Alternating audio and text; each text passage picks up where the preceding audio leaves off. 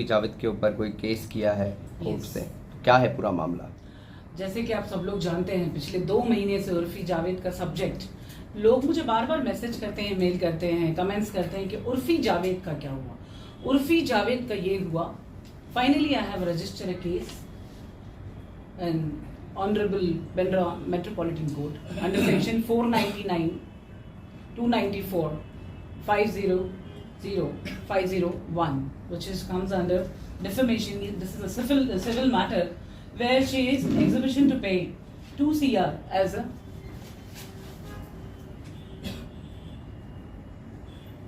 defamation. क्योंकि इस बंदी ने जो जुर्रत की है, इसने मुझे एक नोटिस का जवाब दिया था, मैं थोड़ा सा आप लोगों के साथ में शेयर करूंगी। इस नोटिस का जवाब मैंने रिप्लाई में नहीं दिया। Where she has written कि मुझे इस्लामोफोबिया है। मैं आज ये प्रेस कॉन्फ्रेंस के माध्यम से एक बात पूछना चाहूंगी, ये आप पढ़ सकते हैं।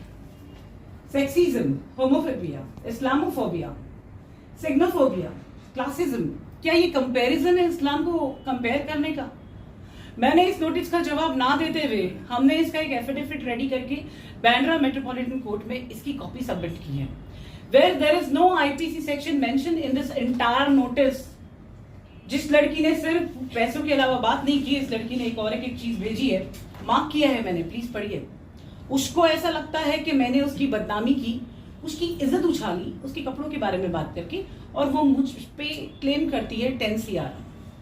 उसको ये भी पता है कि 10 CR में जीरो कितने आते हैं। स्कूल गई है मिस उर्फी जावेद। वेल, मैंने उसको जहां तक स्कैन किया था उसके हिसाब का काम मैंने किया। कुछ नहीं कहूंगी अपने बारे में, बस इतना कहूंगी आई एम परफेक्शनिस्ट। तो जिस तरीके से जिस इंसान को जिस चीज की तकलीफ सबसे ज्यादा पहुंचती है, पैसा चाहिए, पैसा चाहिए, पैसा चाहिए, क्रिमिनल सेक्शन तो लग जाएंगे, पहले पैसे की बात हो जाए। जो तुमने किया है वो करतूत तुम भुगतो। अभी मैंने हाल ही में उसका कुछ देखा उर्फी जावेद का, शी इज राइटिंग अब कि मुझे मुंबई में घर नहीं मिल रहा। मैं आज समाज को मीडिया के माध्यम से एक बात शेयर करना चाहूंगी।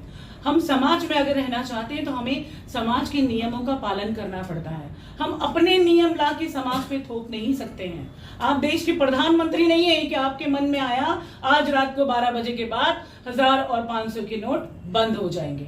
अभी जावेद, आप इतनी बड़ी नहीं हो, और आपने अपनी इस घटिया से नोटिस में एक और एक बात को मेंशन किया, which you need to prove in the court where you have mention me gangster, और साथ में तुमने ये समाज के नियमों का पालन करना पड़ता है। हम अपने नियम ला के समाज पे थोप नहीं सकते हैं। आप देश के प्रधानमंत्री नहीं है कि आपके मन में आया आज रात को 12 बजे के बाद 1000 और 500 के नोट बंद हो जाएंगे। अभी जावेद, आप इतनी बड़ी नहीं हो, और आपने अपनी इस घटिया से नोटिस में एक और एक बात को मेंशन किया, which you need to prove in the court where you have mention me gangster, और साथ में तुमने ये लिखा है कि मैं मेरी गैंग के साथ रोड्स पर, स्ट्रीट्स पर, क्लब्स पे, हाउस पार्टीज में हॉकी स्टिक्स, गन्स को लेकर दादागिरी करने के लिए मैं सबके सामने आती हूँ। तो I want miss Urfi Javed to prove this. इसकी कॉपी आप लोग ले लीजिएगा, इस कचरा की कॉपी ले लीजिएगा। उसके लॉयर ने एक चीज परफेक्ट की है कि मैं उसको कहीं पर क्लेम ना कर पाऊं।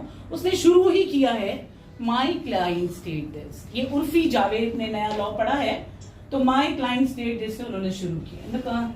Connection of my client wishes to draw your attention to the following fact. तो ये लगता है उर्फी जावेद को this is a fact, this is called the dustbin of fact.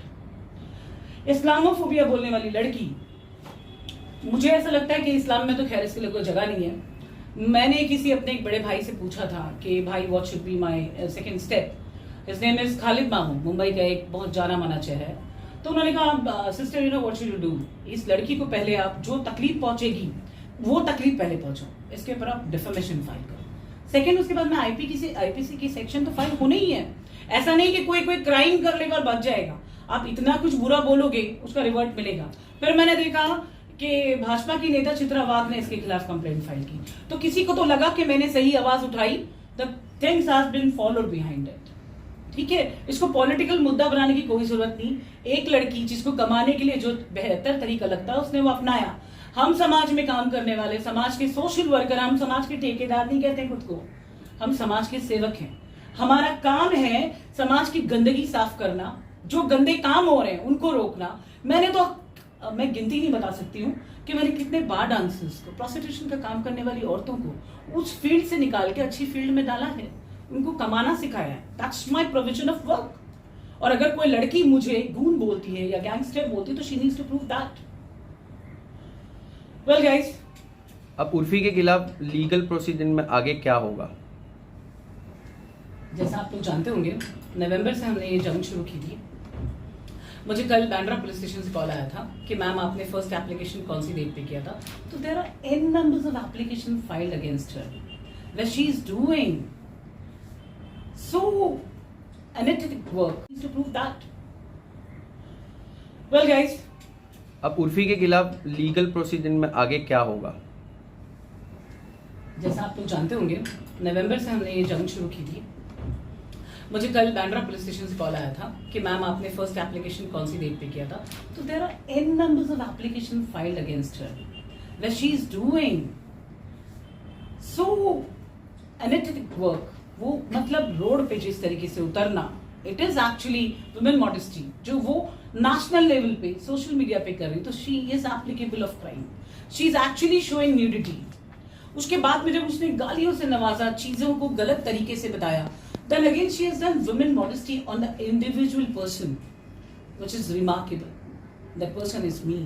And for you, Mr. Urfi Javed, the world is not enough. I've just started. तच्छरा भी बाकी है। Legally क्या आगे प्रोसीजिंग होगा? आपने केस फाइल किया, प्राइवेट केस फाइल किया? Private case के लिए मैं नहीं प्रोसीड करूंगी। I believe in judicial, I believe in IPC sections.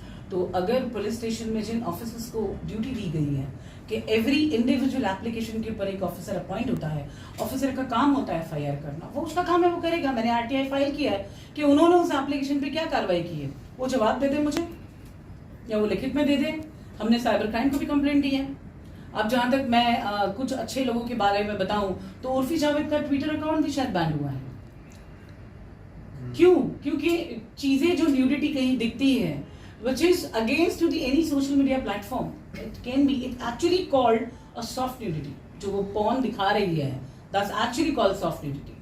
Wearing nothing on body, चांदी का वर्क जैसी चीज इस्तेमाल करना। कल किसी ने मुझे कुछ भेजा which is only horns, and you know, उसने मुझे एक लाइन कैप्शनाइज करके भेजी है जहां पर उसने ये बताया है।